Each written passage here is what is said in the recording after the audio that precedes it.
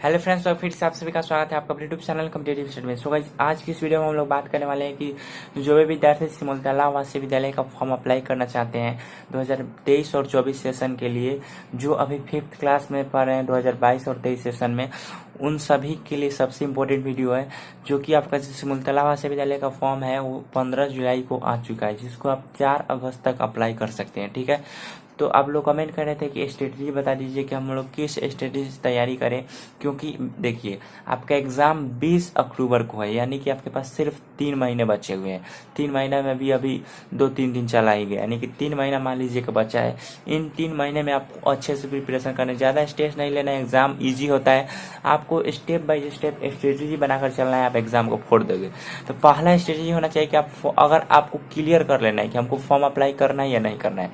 सबसे पहले मैं बता देता हूँ कि सिमुलतला आवासीय विद्यालय जो भी बिहार के वहीं अप्लाई कर सकते हैं। आपको एलिजिबल होने के लिए आपको एज देख लेना है, एज क्राइटेरिया मैंने पिछले वीडियो में बता दिया है कि कैसे अप्लाई करना है। वहां से जाके आपको एज क्राइटेरिया देख लेना है कि आप एलिजिबल हैं कि नहीं। एलिजिबल होंगे तो आपको फॉर्म अच्छे से अप्लाई कर देना है। ठीक है, सिमुलतला आवासीय विद्यालय का 2 फेज में एग्जाम होता है, पहला प्रीलिम्स, दूसरा मेंस। प्रीलिम्स आपका 20 अक्टूबर को है और मेंस 22 दिसंबर को है। ठीक है, तो जब तक आप प्रीलिम्स क्वालिफाई नहीं करते आप मेंस नहीं दे सकते हैं। प्रीलिम्स में जितने भी फॉर्म अप्लाई होते हैं उनमें से 1200 छात्रों को प्रीलिम्स में से सिलेक्ट किया जाता है और वहीं 1200 छात्र जाकर मेंस देते हैं। फिर उनका 120 स्टूडेंट का सिलेक्शन होता है, 60 बॉयज 60 गर्ल्स। तो ये कंपटीशन थोड़ा हाई है, इसीलिए पूरे बिहार से लोग हैं। तो आपके लिए अच्छा मौका है कि जो भी बिहार से 5th क्लास में पढ़ रहे हैं अच्छे से स्ट्रेटजी बनाकर पढ़े तो उनका 3 महीने में अच्छे से सिलेक्शन हो जाएगा। तो सबसे पहला जो स्ट्रेटजी आपको फॉर्म अप्लाई कर देना है, एलिजिबल है पूरा क्लियर कर दीजिए। हाँ, एग्जाम देना है नहीं देना है पूरा क्लियर कर दीजिए। ठीक है, दूसरा है नो अबाउट योर सिलेबस, यानी कि आपको अपने सिलेबस के बारे में पूरा डिटेल जानना है।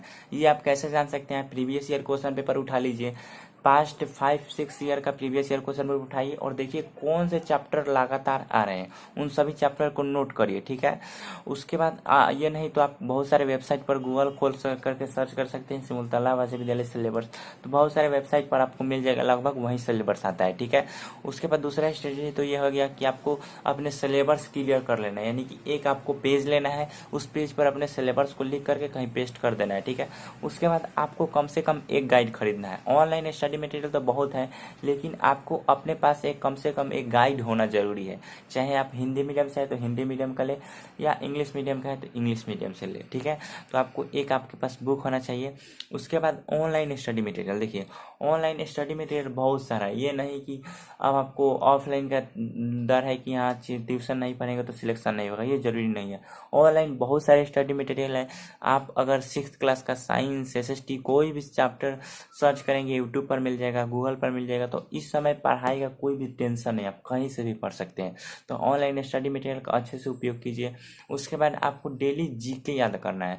जीके ज़्यादातर जीके आपको ऐसे याद करना है जो बिहार से रिलेटेड है। अब कुछ लोग कहेंगे मान लीजिए हमको जीके नहीं मिल रहा है, बुक नहीं है, तो आप विकीपीडिया खोल लीजिए। ठीक है, बिहार का बारे में पूरा विकीपीडिया खोल लीजिए, पूरा शुरू से लेकर अंत तक, और उसमें से जो आपको इम्पोर्टेंट पॉइंट लगेगा उसको नोट करिए, और लगे कि हाँ ये जीके में ऑप्शन टाइप क्वेश्चन बन सकता है उसको नोट करके और वही क्वेश्चन आएगा। तो इसीलिए बिहार से रिलेटेड जितना भी जीके है उन सभी को ज़्यादा फोकस करेगा, क्योंकि ज़्यादातर जीके वही आता है।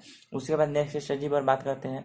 नेक्स्ट है हमारा डेली मैथ प्रैक्टिस, और मैथ प्रैक्टिस आपको डेली करना है। ठीक है, अब मान लीजिए कि आपको बोलेंगे कि साइंस भी है, SST भी है, और भी सब्जेक्ट है, तो मैथ का वेटेज थोड़ा ज़्यादा होता है, इसलिए मैथ का आपको डेली प्रैक्टिस करना है। आप हो सके तो एक दिन 20 दे के भी करिए, लेकिन मैथ को प्रैक्टिस करना है। ठीक है, उसके बाद आपको मैथ, अब कुछ लोग बोलेंगे मैथ किस क्लास का पढ़े, 5th का 6th का। 5th का लेवल बहुत ही ईजी होता है, लेकिन जो मैथ एग्जाम में पेपर आता है कंपटीशन है, ये नहीं कि आपका 5th का ही आएगा। आप अभी स्कूल के बच्चे होंगे तो आपको ये नहीं पता होगा। ठीक है, पहली बार अगर एग्जाम दे रहे हैं, जो लोग बार बार दे रहे हैं उनको तो पता चल ही गया, लेकिन जो पहली बार एग्जाम दे रहे हैं उनको ये बता दूं कि जो आपका सिलेबस होता है बहुत ही वास्ट होता है, वो कहीं से भी आ सकता है। इसीलिए आपको कंपटीशन का एग्जाम दे रहे हैं तो आप बेस्ट रहेगा आप RS अग्रवाल का बुक बना जाइए 6th क्लास का। आप कंपटीशन का एग्जाम दे रहे हैं तो आपको तो उतना बनाना ही पड़ेगा कम से कम। ठीक है, उसके बाद ये नहीं कि अब आपको लैंग्वेज सब्जेक्ट ईजी होता है, इंग्लिश हिंदी, तो उन पर फोकस नहीं करना है, उन पर भी फोकस करना है। चाहे आप एक दिन छोड़ दीजिए, 2 दिन छोड़ दीजिए, लेकिन उन पर भी इंग्लिश और हिंदी दोनों पर फोकस करना है। दोनों का कंसेप्ट क्लियर होना चाहिए, दोनों पर ज़्यादा से ज़्यादा क्वेश्चन प्रैक्टिस कीजिए। कंसेप्ट क्लियर करने के बाद क्वेश्चन प्रैक्टिस कीजिए। उसके बाद आपको साइंस में भी थोड़ा बहुत बेसिक्स पता होना चाहिए। साइंस में भी जब ज़्यादातर क्वेश्चन नहीं आते हैं, पर बेसिक्स आपको थोड़ा बहुत 5th-6th का मिला जुला कर पढ़ लेना है, ठीक है।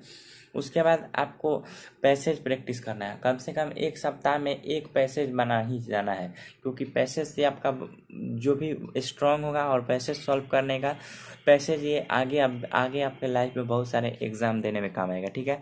उसके बाद नेक्स्ट जी और सबसे इम्पोर्टेंट है आपका कंसिस्टेंसी, ठीक है। आपको अगर कंसिस्टेंट नहीं रहते हैं कि हाँ, मान लीजिए का आप एक दिन पढ़े, एक दिन 5 घंटा पूरा पढ़ ली, हाँ एग्ज़ाम निकालना है ये वो वगैरह, एक दिन आपको पूरा जोश है, लेकिन फिर आप 2-4 दिन नहीं पढ़े, तो ये नहीं करना है। कंसिस्टेंसी आपका मेंटेन होना चाहिए, चाहे आप डेली 1 आवर ही क्यों ना पढ़े। ये जरूरी नहीं है कि डेली 2 घंटा पढ़िए, 5 घंटा पढ़िए, ये जरूरी नहीं है।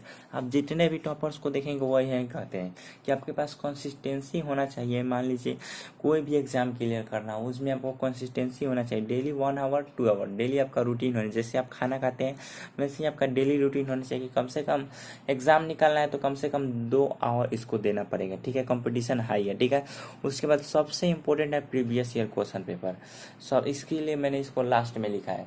सबसे पहले सभी सॉल्व करने के बाद प्रीवियस ईयर क्वेश्चन पेपर को सॉल्व करना है, क्योंकि प्रीवियस ईयर क्वेश्चन पेपर में से 50% क्वेश्चन सेम टू सेम आते हैं। मैं आगे बताऊंगा कि प्रीवियस ईयर क्वेश्चन पेपर कहाँ से डाउनलोड करना है।